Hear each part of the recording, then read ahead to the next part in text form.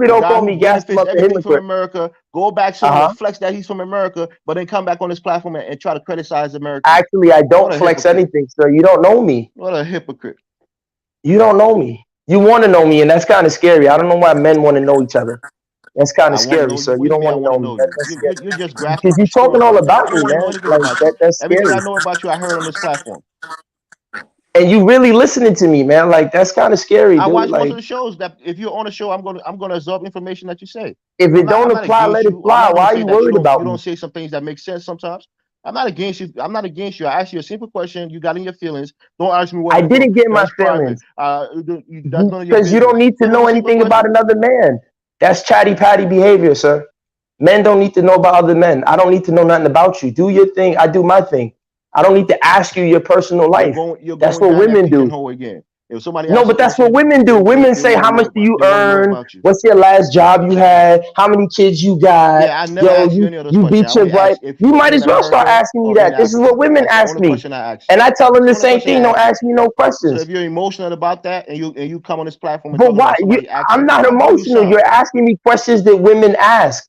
That's not manly behavior. Men don't need to worry about other men. Bro, you don't define Okay, what all right, y'all. masculinity is. You don't define what masculinity is. Let's change it. Let's move on, guys. Do me a favor, hit the like button. Also, if you have not bought the documentary yet, Search for Uhuru. Please go to searchforuhuru.com. Go to searchforuhuru.com and buy the documentary. Again, go to searchforuhuru.com and buy the documentary. Mo Alpha, go ahead, Mo Alpha, go ahead. Hi, can you hear me? Yes. Right, man. I don't even know where to start, really, man. On the topic at hand, really, what's going on? It's a bit crazy. Sometimes I get really, really, really confused. I find myself in two minds about the whole thing. You know, what's been done to us is quite profound, and we're definitely, with the way things are presently ongoing, complicit, if you will, in our own undoing. There's this popular saying, a house divided amongst itself will not stand. And I don't know, I feel like just, whether it's ADOS, FBA, Africans on the continent, Africans in diaspora, I don't know whether we need a miracle. I don't know what it is. I'm personally, I have a background in media and law. I'm a storyteller. So I think maybe perhaps we need to tell better stories, because I think everything's a story. There's three levels of truth. There's intersubjective, there's subjective, and there's objective truth. And yeah, I mean, essentially, the intersubjective truths are almost as powerful as objective truths. Nigeria is a story. Money is a story. These are things that you'd be stupid to pretend as though they don't exist. That's how powerful a story can be. I don't want to ramble too much, and I'm happy for anyone to to sort of oppose anything that I'm saying. But like this particular bit is something I've thought about a lot. Can I interject a little what you said? Right. Okay. Yeah. Sure. Yeah, you said about storytelling. Okay, yeah. I am more of a politician, so this is what I'm gonna say. I don't believe there's any African, let's say by the age of, let's say 25, that does not understand what is going on in their continent. I don't think there are Africans that are completely blank, that they don't see the presence of this European or these multinational companies exploiting their country. They see, but the issue is they're not ready to get involved in politics. The issue I see in Africa, the younger people, they don't want to get involved in politics. We think politics is for some certain group of people or some certain class of people. That is the mistake we're making. We can tell all the stories, tell all the histories, and what the black consciousness, the black spirituality. But if the young Africans, if we are not ready to get into politics, things are not going to change. Because this is why I always tell people, you may have the best business idea, whatever. But if you go into a country that the political atmosphere is not stable, I can guarantee you that you can make success. It's going to be so unstable for you. So to me, instead of telling stories, we should encourage young Africans to get involved in politics, because as long as you're not getting there, the people that are considered, I call them low IQ, high energy, they get into politics for their own benefit. That's the mistake we're making. Because you ask these Africans, they will tell you all the problems that they've got in your various countries, why it is not working. You say, you know all these things. Yes, okay. So why don't you get into office somehow to start making this law? They say, no, I don't want to get into office. That's the mistakes. If we, the young ones, don't really take it as our own responsibility to start getting deeply in politics, we'll just be storytellers and entertainers. But That's what Kifara, why don't they want to get in politics? they're scared for nothing. Yeah. That's No, what no, it is. no. Don't They're say they're just scared. Don't scared. say they're scared for nothing. No, no. Kifaru, the people who have been killed, even still to this day.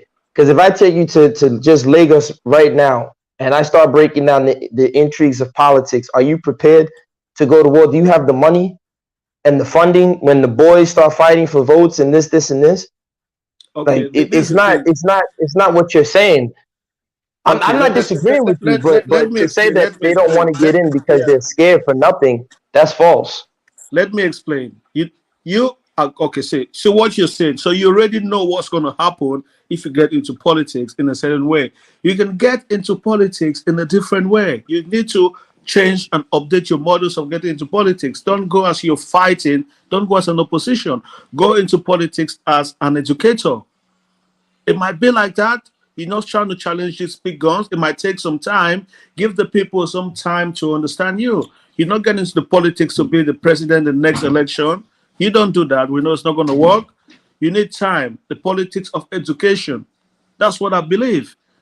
Because, like in my country, you're not going to fight Paul Biya. He's the king. It's not going to work. Hopefully, he's going to die soon. But we just need the young people to get into politics of education. That's what I mean. Glad you said that. So if somebody tweets when he dies, right? Not I hope he doesn't die anytime. So whoever, but if that man dies, the guy you just said is a king, and someone tweets, "I'm glad he died," would there be an issue in your country? Would there be outcry? I don't think so. I don't know, but I don't think so. I don't think so. When he's dead, he's dead. I don't think people can write anything, but I don't know. They're not going looking for people who tweeting negative things about the president. They're looking for people who want to take over the government. That's not like want to sponsor some private militia, things like that. They don't have that resource to be scrubbing the internet and looking for tweets or people talking about bad things about the internet, about the president. I don't think so. Do They you don't support the care. president? Do you support his government? No one supports him. No one. I can tell you. People Yeah, just care. you can't say that. There obviously are people who supporting his family, his son. I think his son is in a very high position as well. He might take over after he dies. So I'm sure a lot of people supports him. Well, you sound like a Yeah, some sympathizer of people. the government. Okay, That's why I'm that's true. Yeah, asking you that can say question. nobody. Yeah. You can say nobody. That's true. But the vast majority of Cameroonians don't support him because that's the only precedent these people know. Because if they take into consideration that the average age of a Cameroonian is almost 20, 25, 28 years, and that guy has been in power for almost 40 years, so they don't know anything better. So they're like tired of him. They don't really like him, to be honest. But if he dies, most likely his son is going to take over, right? Well, that is like the that's what's always happening in the CIMAC region. Yeah, I will not be surprised. You understand? I will not be surprised because it has happened to Gabon, it has happened to Congo, it happens to Congo, Libreville, Chad, and that's yeah. So I will not be surprised because as it stands, the only group of people that can fight President Paul Biya is the military, and all those people are his buddies. They are his best friends. They work with him, and that's the only group So of people the that can military really take likes him him out. as well. Yeah. Oh, the well taken off. The well taken care of the Cameroon military. The well taken care of. Yeah. That's his. The guy. They like him. They like him, and that's the problem. And civilians cannot take him down. So no matter what you do, you may riot. They will shoot all of you, and nothing is going to happen. So it's a gradual process to bring him down. But I think Cameroonians know better, and yeah, that's what I But you believe see, anyway. Kifara, this is what I'm saying, Kifara, right? This is why, like, and me and you, we've had many conversations before in the past. to act as if, right, that, I don't know the specifics. I'd have to do my research, but just from what I know about Africa in general, to act as if none of these leaders don't have their backing from the West is preposterous. It's like we don't ever put it in context. These guys all have backing from fella had a great song, MOP, right, Movement of the People, and he in it he was detailing, the basically the security details that these African leaders have to have when they're walking amongst the people, so-called African leaders. And what I'm telling you is that it seems on a surface level, yeah, colonization is over. We can't make excuses. But the truth of the matter is, look at what you just described. He doesn't produce any, for the most part. I'm assuming he's not producing any weapons in the factory in his nation. So he's getting these, military armaments that are used to control his people from foreigners. Now he's getting some from China, I'm sure, but largely he was getting them from the West. So to act as if, that the average Cameroonian could somehow use politics to create real change is almost impossible, because the external forces that are happy with the leadership that's in place, as long as the leadership doesn't rock the boat of extraction of resources, they will gladly support whatever African leader is there. And so now, we get on these platforms, it's like, yeah, the people, they're dusty, they're low IQ, they're this. And it's like, we're not really taking into account the helplessness that they're really under. Because you just said it, they'll shoot you if you protest. Don't understand, they don't understand. To me, that's what I call it, the politics of education, gas them up. The politics of education, and we must be true to ourselves, and we need to educate and sensitize the country. People need to be patriotic to the country and not to a president. Because this is what I tell people: your town is going to remain your town if this president dies or not. You change all the minister, the country is going to remain. So why you fight for him? You should fight for your country. That's just the idea. Try to make people feel this country belongs to you. It does not belong to any person. You're part of this country. Let me ask you a question, Kafaru. Is it worth going to a civil war to get Paul Biya out of office? Is it worth the people fighting a civil war? You're gonna lose. You can't fight Paul Biya out of a civil war. Okay, exactly. So that's why they can't do anything, because they know they're gonna lose. You can't. So Kifaru, so again, you guys remember when Macron was first elected, right? He was going all over Africa, acting like he's this liberal, cool white dude, this white boy. And this is what I was saying about mainstreamism and crossing over and making white people comfortable. So he went into Nigeria. He was in the Fela Shrine. He went to see Femi Kuti. He's like, yeah, Africa. And they were all taking pictures. And then he got into France. And what did he do that was different in terms of French colonial politics? Nothing.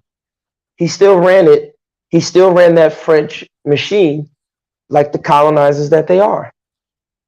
So either that tells you that he was, BS, or he got there and realized, listen, there are things much bigger than me. And my system is based on extraction of resources. Remember, in 2019, there was supposed to be the introduction of the West African currency, the ECHO.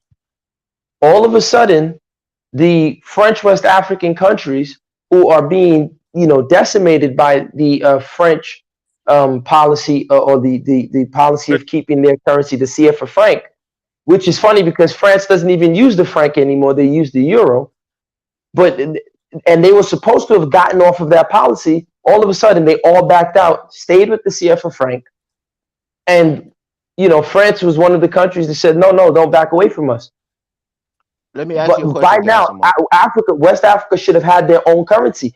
Who was the external force that put that in place, that it was to go apart? So these are the things. So when the African leaders are culpable, but if we're not taking into account the Western interest, whether they be the Bilderberg Group, Illuminati, the Council of whatever you want to call them, their outside interests that are hell-bent on keeping Africa in the condition that it's in. Yeah, so like you said, if those French countries demanded to get their money back from France and they refuse, and their economy go downhill, how many African countries are going to go to their aid to help them? Countries like Mali, Ivory Coast, Benin, Togo, whatever francophone countries that was supposed to be a part of that echo, that currency. Well, of course, here's the truth of the matter. If you look at economics for the most part, if you do try and get independence from the Western systems, like the SWIFT network, or like what Russia's trying to do, and they're trying to find alternatives to that.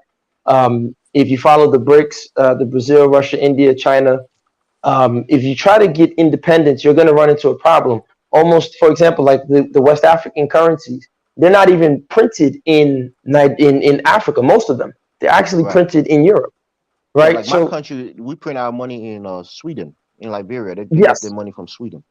So if you're trying to, if your goal is independence, first, in my opinion, they're gonna label you a pariah state. Let's say they don't, come out with a coup and say Kifaru is raping women, we have to invade, because we know that's their go-to.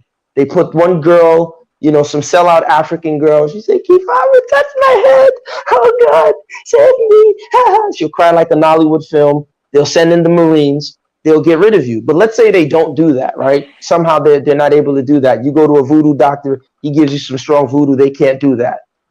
What's going to happen is they're going to turn your state into a pariah state like North Korea. They'll put sanctions on you probably. They'll tell their friends, hey, listen, we're America. If you do business with Kifaru, we're not going to let you play on our playground. This is what they do. They do little kid things, right? Like little schoolyard bullies. So if you're going to have an economy, you kind of have to be prepared that, hey, I'm not going to be able to engage in the way that I used to. Like when Sankara was telling the African leaders, you're complaining about colonialism, but look, colonialism is on your plate. The rice we're eating is imported. The chicken we're eating is imported. So that's going to mean we might not be able to get bags of rice. We might not be able to eat all those chickens. So what that means is, what that means, Kifaro, what that means is that we'll have to eat what we produce, which means less luxury. But most African leaders and Africans today, none of us are ready to have less luxury because we want what the Western people have. But that's you already one of the biggest admitted it, problems. though. You already admitted it. You gave the example of North Korea, and you said they will turn you into pariah state. And North Korea, there's a lot of famine there, and they're struggling. So those African countries, like you said, they don't want to go through that because their people will rise up against them before the West even does. So they can go for it, and they can try and do what you're saying, Gaston. But from what you've said, they'll probably end up in a lot of poverty. There'll be lots of sanctions, like what they did with Cuba and the embargo. So there'll be a great deal of poverty. So they have to ask themselves that question. Are you willing to spend the next 50, 60 years dirt poor, struggling to do anything internationally? And if the answer is yes, you're willing to go through that, then go for it. But we're poor already, right, Larry? We're poor already. Most of our people are living, according to them, on a dollar a day, which on the ground in Nigeria, I'm sitting there, I go to the markets, I spend $10, I have enough food to feed. Now, again, I'm not buying bags of rice and ofada rice and eating meat. I'm eating my vegetables and eating the Dr. Sebi diet. And Nigeria's like, oh my God, what are you eating? Hey, God forbid. I can't eat like that. Well, that's why you're in poverty, because you want to eat a diet of luxury. No, eat the local foods that we have. Stop looking at this goddamn Western TV that tells you you have to eat 3 square meals a day. That's you have to take your pig milk. You have to have a white dog, a white picket fence, a dog, 2 cars, and you're living life in Lekki, and now you're luxury. Then of course, don't complain. You know something that this is what I mean by do you eat like that in the West? Back in, wait, hang on a minute, like that in the West? Sorry, Gastama, back in 2000 and I think it was 13 when I was last there, because I don't eat meat. So I went to this restaurant and I told the guy, I don't eat meat, I'm a vegetarian. He looked at me like I spoke to him in Latin. He didn't know what the fuck I was talking about. And then I found out, if you go back in history, the consumption of meat in Nigeria now is way higher than, say, it was 70 years ago or even 100 years ago. So it's like the diet has changed considerably in Hey Larry, I Nigeria. just went to the Burger King because there's a whole bunch of Burger Kings in Nigeria now, right? So you got some in Festac, Yaba, VI. I was over at the one in VI. And first thing I get there, I'm like, yeah, Nigeria has Burger King. Okay, cool. I said, Madam, when I get a possible Whopper, she and the other man, Whoa, the God. Oh, he's back. Whopper is not made of Yeah, I meat, think whatever. let me just say And this. You know, and I've been and hold on, listening to you guys and so the much. lady looked at me like I was crazy. Basically, they don't even have the Impossible Whopper in the Burger King in Nigeria. Wow. Yeah, look, okay. You see, we've been looking at these African countries. You know, there's this rise of anti-French sentiment. You know, now the big talk is Mali, Mali, Mali. This is what I tell people: an African country individually cannot free itself from colonialism, of like from foreign investment or from the foreign masters, because the vast majority of African countries will still export and import almost like 90% of our product to these people. They are our main market. So Right. if Mali, whoever is going to be against France, it's easier for France to say, well, all of you, I don't want you to do anything with Mali, because if you do, I'm not going to buy your product. And the neighbors of African countries don't consume those products, and that is a trap. So if we don't have if we don't produce, as Gastemov said, we don't eat what we produce, and we have this regional trade to make sure that what we consume is within the continent. If we have that power, if we can do that, then we are free of all these bullshit sanctions. You know, because I was looking at this data, African countries don't even do business among themselves. Everything is Europe, and the worst part Well, they is do, that, but just not to the level that they should be doing. of course, and like the worst part of the thing is that the biggest plantation in most African countries is for export. It's not even for local consumption. Yeah, all export. So Yeah. yeah, so they've got us checked. So if we don't try to reverse that colonial period, you know, where these people had all the lands, doing everything that they want to fit their mother countries, we can't really fight. I see people say, oh, Mali, Mali, Mali. ECOWAS can do nothing. ECOWAS, well, as a whole, well, they can sit and talk and talk and talk. But ECOWAS, they operate at individual countries level.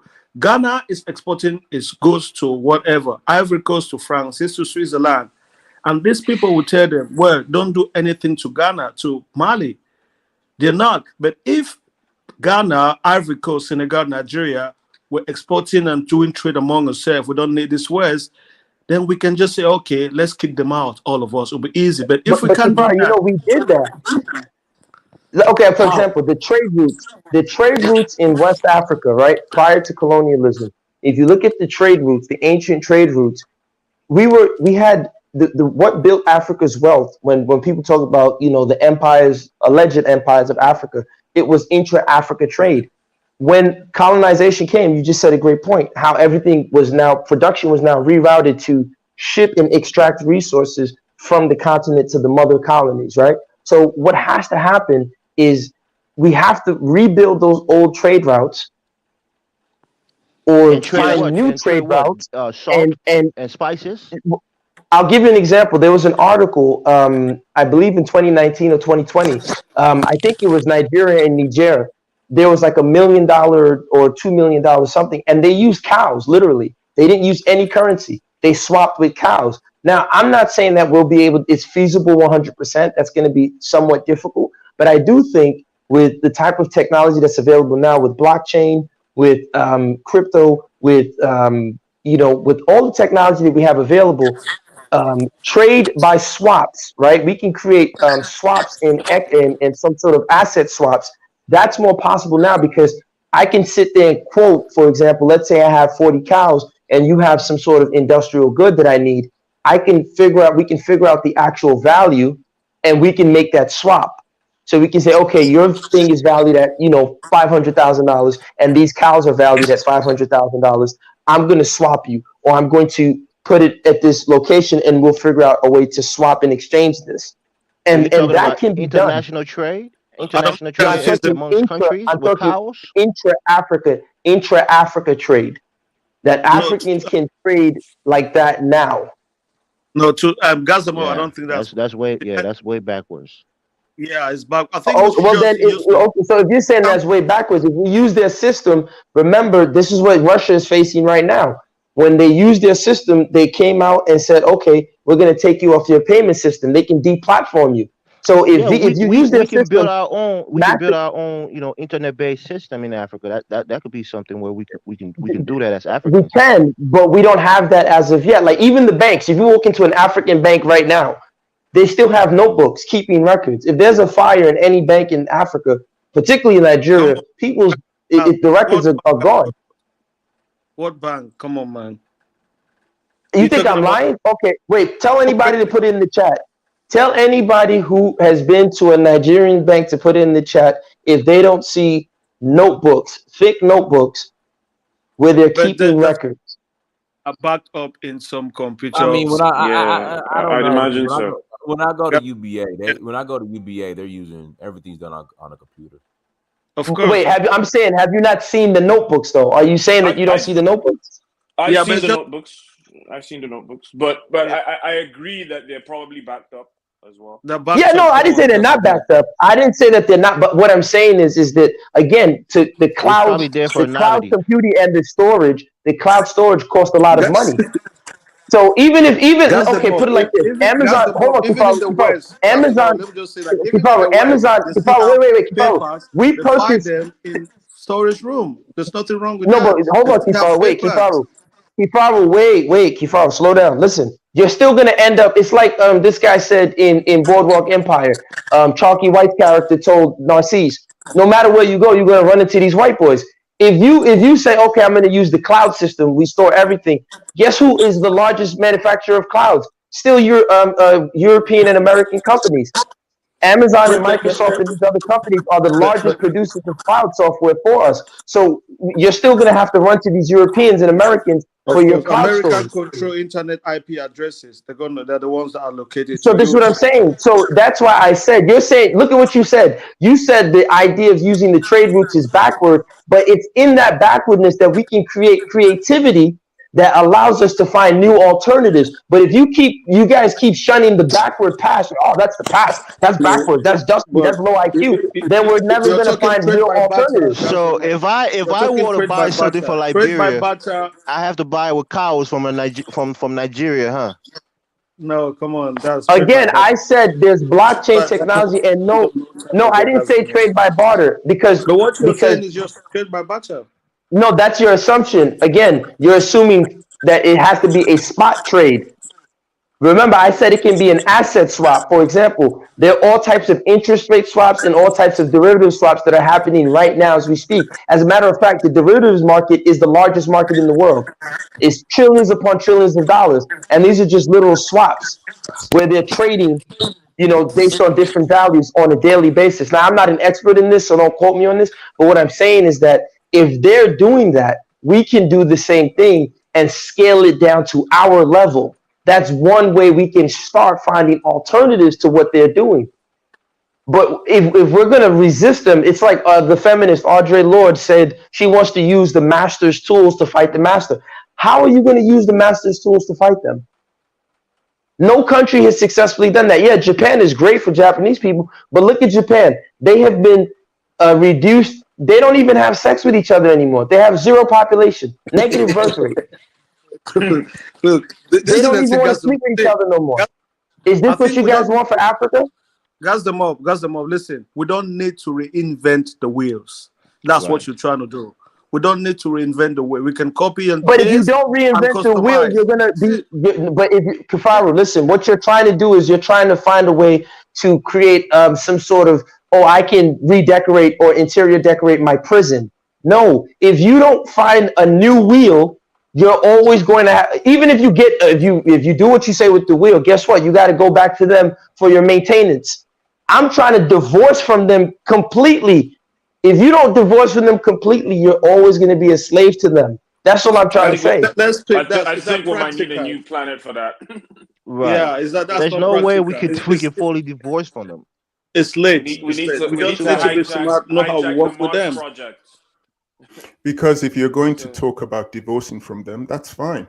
but then you're going to need that old-fashioned thing. You're going to need a military, an army. Yeah, that's it. Because they're That's going to it. come into your country, sabotage things through their intelligence agencies, start military coups, and remove your leader. What they did to Lumumba, look what they did to Sankara, put someone else in charge who'll do exactly what they want. So you're going to have to need a tough military. So I'm not saying what gassed him up is saying is wrong, but I'm saying he's then going to need the military might to back up what he's saying to protect his country. To protect this country. So you're going to have to be on the same scale as China, where they're not going to invade you. I think when I say it's not possible, because to me, I believe 90% of our problem is inflicted by us. Excuse me, not by the West. I believe like 90%. 10% maybe the West, or maybe 15, but 90% is us that causes our own problems. That's what I believe. So saying we can cut links completely from the West, reinvent the wheel, it's not the solution. The solution is just to see what is there. But Kifaro, every country that did what you said has, again, Japan all has a military base in there. Korea has a military base in there. Isn't it funny that whenever the Pan-Africanists come on the show and they want to point at, and I'm not against, Japan or whatever. I like my village, right? I like my village and my goats and my 3 wives. But hey, whatever, if you guys want to be like Japan, great. But all these countries that you guys talk about, right? All these countries that you guys talk about all have American military bases in them. And if you look at them right now, like, for example, Japan has lost 2 decades. They've had zero growth. The last 2 decades. For the last 2 decades, Japan has done nothing. In the 1970s, just Google the Japanese invention, or the Japanese takeover, or the Japanese miracle from the 1970s. People thought Japan was going to take over America and clean its lunch out. And it didn't happen, because the Japanese followed the Western system so perfectly that they didn't realize that as my friends like to say, the Oyibo man's thing is, do as I say, not as I do. So, for example, they'll come to Africa and tell us privatize, privatize, privatize, but they never privatize anything. America is not a capitalist society. It's not a free market society. You can't provide, certain goods and services. The state provides those things. They will never allow certain services to be privatized in America, for the most part, right? They'll kick and scream against it. Yet they'll prescribe to other people. So I'm not saying that you guys are wrong. I hope you guys are right. But what I'm saying is that historically, there hasn't been any country that's done what you guys have advocated that has really shown true independence. Korea has a military base. Japan has a military base. No other countries in Asia more developed than them. I'm just saying, I can't speak for the other guys, but I'm saying for me, what you're saying is fine. I'm just saying the final thing to put on that, the icing on the cake, you just need a powerful military to back what you're doing. And I don't mean having like an abundance of soldiers, because what's the point of having soldiers if the powers that be will just use drones? And how do we build that military, Larry? Yeah, well, that's a very good question. I don't know. Right. The only way we're going to get from under America is when they fall. Eventually, they will fall, like Rome. People was criticizing Rome for their their trade policies way back then, but they couldn't get from under the foot of Rome on their neck. So the reality is, America is the world superpower right now. Everybody's kind of going to dance to their tune until they fall, and we're probably going to start dancing the challenge tune. But that's just what it is. Africa is not as powerful as many other continents compared to Asia or even Europe. We're almost at the bottom of it, unless we can become some super intelligent race of people and just outsmart the Americans and the Europeans. We're probably still going to be in that same spot. We can try to go the way to China and come to America, get education, go back and build, maybe steal some intellectual properties like China did, and try to, have a cheap labor market. And that way we can become the new China with, making cheap goods for the West, and maybe build up our continent that way. But we can't just break off the West and try to start our own thing. This is something that's been going on for hundreds of years. We can't just start it now and think that in 10 or 20 years we're going to find success in it. It's not going to happen that way. So it is what it is. I mean, we come to the West. But let me ask you guys a question. In 1960s Africa in the 1960s and 70s, they didn't have relatively the strongest militaries in the world, but Africa was still functioning and working and thriving for the Africans as at that time. And Larry, I'm sure you have family members that tell you about this, of how Nigeria used to be, right? I had a conversation with an elder who was telling me, how Nigeria used to be.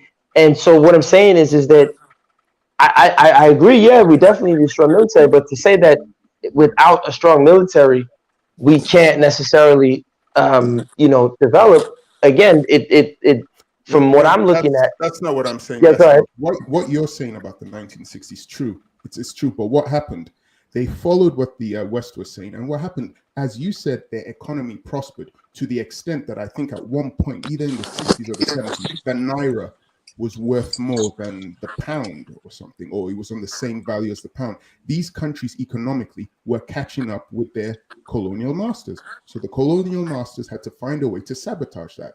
And how did they do that? They didn't do it in the traditional way of invading those countries. They just found various people in there that they could influence with their intelligence agencies to basically sabotage the country for their own benefit, instigate military coups, take over, and pass policies that would work for the benefit of Western multinationals plundering the resources. That's how they work. They'll do that. But then you already know about that history. I mean, they don't need to invade anymore. They'll just get all these organizations, get someone there to be the prime minister or the president, and he will then pass policies that will work for the benefit of the European country and sabotage his own country's economy, just as long as he's getting paid well. They'll do stuff like that. Yeah, I mean, yeah, you're right, and that's why it for me, I'm like, at least theoretically, one has to try their hardest to divorce from Western, thinking, and even if it's on a theoretical level, of course, practically, we all take planes, we're on YouTube, we all, for the most part, engage with Western system and Western thinking, but I think that we should at least keep the mental space, right? We should at least keep our mental, space as free from them as possible, so that we can at least dream, of a day and a time when we can be free from them. Because you're right. How do you fight when you have your own? Like I said, the West Africa, what you just said, the West Africa currency is an example of what you just said. It played out in 2019.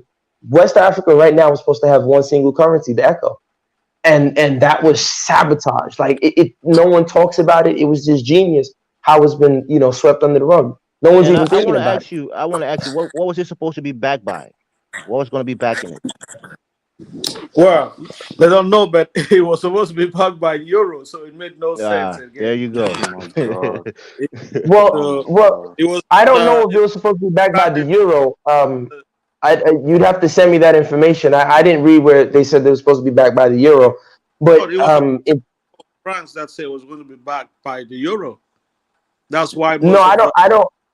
I don't remember reading that, because that remember was that a point of currency. contention. That was a point of contention in the discussion. Yeah, because I think the French side wanted it. The French West Africans wanted it to be backed by the euro or something, and Nigeria and Ghana and other countries are like, no, they wanted it to be totally independent. But I do think that, again, this goes to money supply.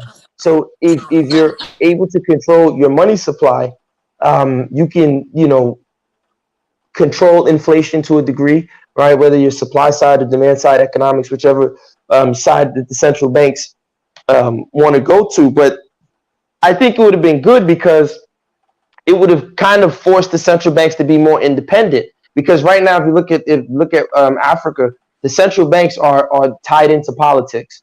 So the central banks kind of, do what the politicians say, whereas they're supposed to be independent. But if we had that West African currency, I think it would be hard for the president of Nigeria to say, do this, and then the other president of another country says, do this.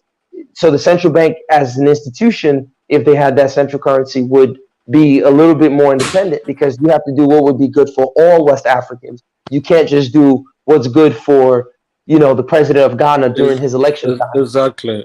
That's why we need like active Pan-Africanism. If we don't have that, then it's not going to work. Right, we guys, can't have Pan-Africanism in individual countries. Take care, Elvis. Yeah, so we can easily back the currency with gold. It easily can be done by gold. I don't know. We can just. But Kipara, if you back it with gold, and I'm not against gold per se, but my thing with gold is not currency. And that's the problem I have with our narrative. And that's so. Philip, shout out to Philip Lindsay. You No, know, no, no, again, no, the not SWIFT. the currency backed by gold. It means No, that's what it's I'm a saying. You complete don't need to different, back it's a your complete currency different by concept. gold. That's what I'm saying. You don't need to back anything with gold. Gold is not anything. Because here's what happens: if you back it by gold, gold is finite, which means that you won't be able to expand your like in America, the Federal Reserve, your M1 and your M2. The reason why they're able to expand, right, the money supply, which ends up being used by the banks as loans. The reason why you're able to expand like that is because they're not restricted by gold. So everyone's saying, "Oh, we got off the gold standard. The money's not real." Yeah, that's true. But if we didn't get off the gold standard, the amount of growth that we have, especially in the United States, wouldn't have happened. You had to get off the gold standard to have the type of wealth that was created. And that you can just look at the numbers. So if let's say, and that's what I'm saying, copying the Western system. So now you create a West African currency and you say, well, I'll be like these people and copy gold.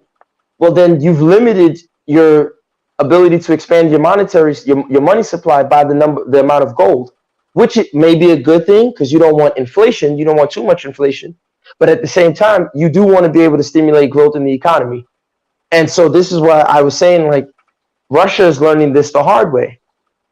What's saving them is the energy, the energy cost. But they've been on the SWIFT system. Now they're trying to find an alternative.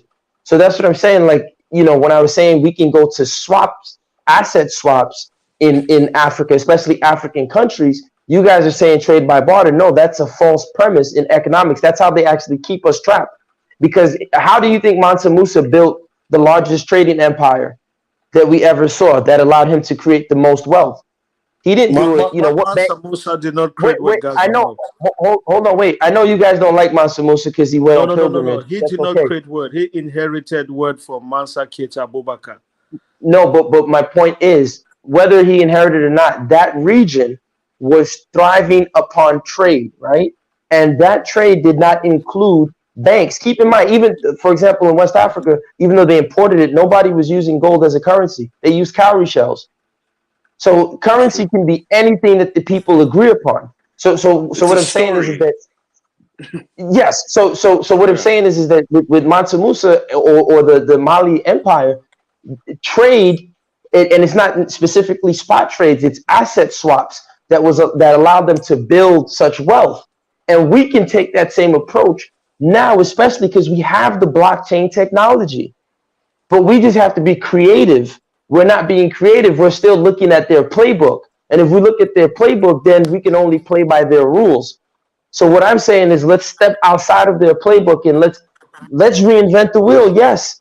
I was at the Museum of Math in New York, and the roads, there's a place, I don't know, maybe they've taken away that display. The roads are built like circular or like with hills, and the tires on this bike are made of triangles. And you can actually ride at top speeds with a triangular tire, which somebody would say, hell no, that doesn't make any sense. It does make sense depending on how your road is built. If your road is hilly, a triangular tire actually makes sense. It can work. But we're not thinking creatively. Look, this is the thing. I get what you mean, gas them up. But if you're looking at Africa, I don't want to play the devil's advocate here, but basic things we can still figure out how to make them work. How to make them work and contain, now manage them like for a long time. How do we start inventing a wheel if we can't even manage the basic things around us? Yeah, I mean, that's a great point. I think, unfortunately, I give the example of Dynas was talking about the airports in Senegal, how, the dispensers were working, and then now you go there, the dispensers are not working. And I say, hey, Maintenance. listen, I say throw away the dispensers. Just give everybody a little packet of soap, some powdered soap. That's what we like in Africa anyway. Give everybody a small packet of powdered soap. You grab Come your on now. powdered soap in the fucking bowl. You open it up. You pour the soap in your hands. Put the plastic, the garbage wrap. You put it in the garbage can. Put on the sink water. Wash your hands. Close it and go. You've solved your need for stressing yourself to maintain these dispensers. because we don't Anyway, produce the like Guys, them defensive up. anyway. I'm gonna leave Guys, you them up. guys. Guys, them up. It was a good conversation, Oh, but I just want to tell like African youth, you need to get into politics. We need to get involved into politics. Start from your local village council. Go there, gas them up. Go there to that village council and tell them, okay, you need soap, whatever. Get into politics. Get involved. Try to change the narrative, because if we just keep saying, not if we just keep talking history and being and what was it called, entertaining on YouTube, nothing is going to change. We need to get involved. That's how I say we're going to change Africa. Well, that was a good discussion. I wish you guys a good night. It's night for me over here, so hope catching you some other time. Bye. all right. Take care. Sorry, gas them up. You said something earlier. I don't know if you can rehash it so that I can, because Yeah, I I'm was here. going to respond. No, I know. I said something earlier. If you could rehash it so that, because I was going to respond before he exited. I was trying to think about I was trying to think about what you were saying. I wanted to respond to it, but I've forgotten what you said now. If you don't mind rehashing it, that might be What I useful. just said about Yeah, was it yeah, about? what you just said. Okay, so I was talking about. I gave the example of the dispensers, and perhaps we Yeah, don't need those dispensers. You exactly. know, That's what I'm saying. Yeah, no, I'm saying, but how do you get people to think like that? That's what I'm saying. People are still stuck in the Western standard, so to speak. This mind state where everything that's from the West is the ideal. That's really the core, I believe, of a lot of our problems, is the idealizing the West for one, and also a lack of unity. When I came in first, I was saying something about a house divided amongst itself will not stand. Um, and I understand what I believe his name's Kafaru, what he was saying about getting involved in politics, but even just on a basic level of understanding who or where the real problems are, internally and externally as well. I mean, with our European and American colleagues, if you will, or I don't know what the term is, the right term to use to describe them would be. But I'm saying, like, I feel like this is where perhaps coming up with more compelling narratives or simplifying it in such a way that it can actually take root in people's minds will perhaps be a solid foundation for possible change. I don't know if that. no, I agree with you I don't know. 1000%. But I think it starts with, for me, I think it goes back to history. I think, when you look at our African cultures of old, our mothers were our first teachers. Our mothers taught us stories. You would hear the tortoise and the hare stories, and Nancy stories, and all these little kid tales. And of course, as you become an adult, you're childlike things. But then it's funny, those same stories would guide you through your adulthood, because they would give you, circumstances and things that you would learn. So I think Yeah. the history part, you come to Nigeria right now, these kids don't care about history, man. These kids all want to be No, they don't. Yahoo boys and Yahoo girls. They just want to succeed in capitalism. That's all they want. And I don't blame them, Yeah, because this is what yeah. they see their elders doing. So it's hard. How do they don't a lot of these kids don't even know that Nigeria was developed in 1960, 1970, 1980. They don't know what messed Nigeria up or Africa up was the IMF. They have no clue. They just think, oh, Africa, we've always been backward. We're terrible people. Our culture is backward. Like, this is how they think. Yeah, So it's hard yeah. to, even get them to understand, like, yo, no, you don't have to be so down on yourself. And again, it goes back to the topic of conversation. This guy Bezos is upset. And that's what I was trying to say about making white people comfortable. Because if you are proud and you know your history as an African, I don't care how much, capitalist success I have. Thank you, Mr. Bezos. But nah, this queen had her hands. She got blood on her hands. She got blood on her hands, and we calling her out for that. Don't get Directly upset. or indirectly. Indirectly, yeah. You understand what I'm saying? Don't get upset when we call her out. And he's like, oh, there's somebody trying to make the world a better place. So why is the onus now on the black mainstream or the black crossover person to be the person to make the world a better place? Why got to be us? You got, you know, when black people are facing all kind of atrocities, or he didn't, you know, did he tweet when that Nigerian got beat to death in Italy? He didn't tweet. Where was your tweet then? You know, I think I saw it. you saw that, right? The Nigerian guy No, who no, got no, beat no, to no, no, death no, in no, Italy. no. I saw a response to his tweet. You know, I don't know, like that. You know, referencing a black. You know, the Uju lady that tweeted. You know, that he commented on. Someone responded to Jeff Bezos because her tweet's been taken off Twitter now. The original tweet that he responded to, but someone responded to his response, you know, with a tweet of hers with a black guy that, you know, was successful apparently unionizing Amazon or something like that. So, you know, she now Exactly. the person I Great was point. responding to the person I was responding to the tweet was like, you know, oh, you didn't respond to this randomly. This was calculated, you know. So I don't know, man. It's No, it's facts. No, it's a great point. I didn't even think about that. it's crazy. That's I a mean, great I don't point. know. So the black dude who was organizing union workers in Amazon, him and his minions and the whole management team there are like, nah, silence him, get him out of there, you know, intimidating them. Yet, you know, he's trying to make Amazon a better place. But, you know, again, he's basically saying, Negro, be on code.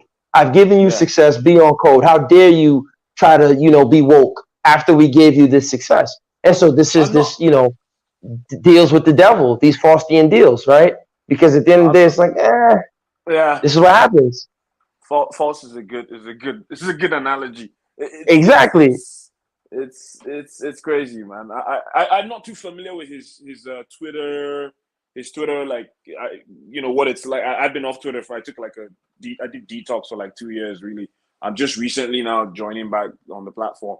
So I'm not too familiar with what he does or what his tweet patterns are like, but it seems to me to be somewhat out of character for him. I'm not too familiar, but like just my general read on his persona.